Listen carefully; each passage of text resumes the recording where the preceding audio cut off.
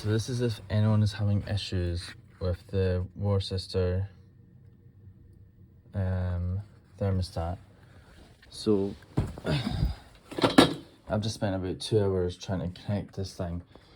My heating's not been working for ages. So basically what you do is, because this was a pain, so on the receiver on the boiler, you need to hold that till it beeps. Then for another couple of seconds, you keep holding it. Meanwhile, on this, you need to press these two buttons, hold them while you take one of the batteries. So you take the battery out, hold these, put the battery in while these are held so that it resets. Keep them holding until the menu comes up here. Go to the menu, you go to this icon here, which is the installer. Then you go to what was it called again? HC. Yeah, you want to go to HC assignment. I'm too scared to touch anything on this again because it took me too long to do it, but you go to HC assignment. The problem that I was having with this one was that the HC assignment was off. It kept coming up number 7 where it should be number 1.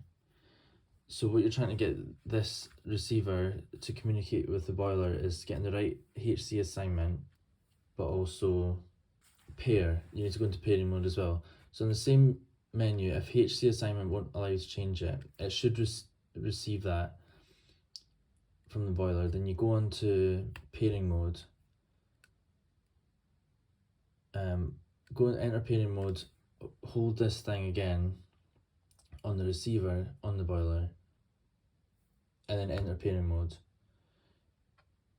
Keep doing that.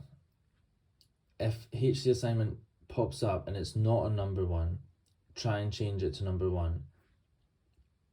But be careful, sometimes when it connects to the boiler, it'll quickly appear here with unpairing mode. Make sure you don't accidentally unpair it after immediately pairing it, because I've done that a couple of times as well. So